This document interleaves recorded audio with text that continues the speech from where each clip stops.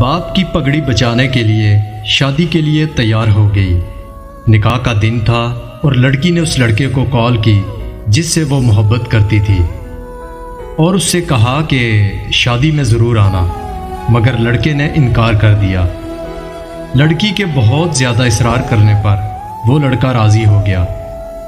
جب نکاح کا وقت شروع ہوا تو وہ لڑکا لڑکی کے سامنے کھڑا تھا۔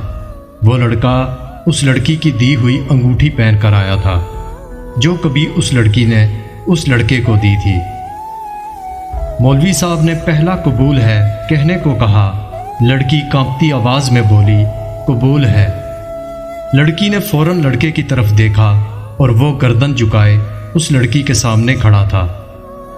مولوی صاحب نے دوسرا قبول ہے کہنے کو کہا تو لڑکے نے انگوٹھی اتار دی۔ جب لڑکی نے تیسرا قبول ہے کہا تو لڑکے کی آنکھ سے ایک آنسو نکل کر اس کے رخسار پر جا گرا۔ اس لڑکے کے ہاتھ سے انگوٹھی گری اور وہ چلا گیا۔ اس لڑکی کی رخصتی ہوئی تو وہ لڑکی جب اپنے گھر پہنچی، لڑکی کی دوست بھی اس کے ساتھ تھی۔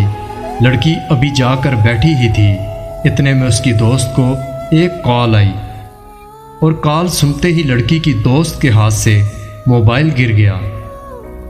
لڑکی کے بے حد اصرار کرنے پر لڑکی کی دوست نے بتایا کہ شادی ہال سے جاتے وقت اس لڑکے کا ایکسیڈنٹ ہو گیا اور وہ وہی موقع پر مر گیا۔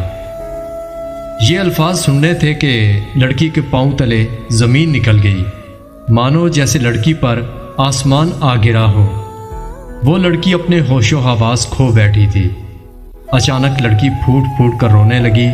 اسے یاد آیا کہ اس لڑکے نے اس لڑکی سے کہا تھا کہ اگر میں تمہارے نکاح پر آیا تو میں مر جاؤں گا، اور لڑکی کے اصرار کرنے پر ہی وہ آیا تھا۔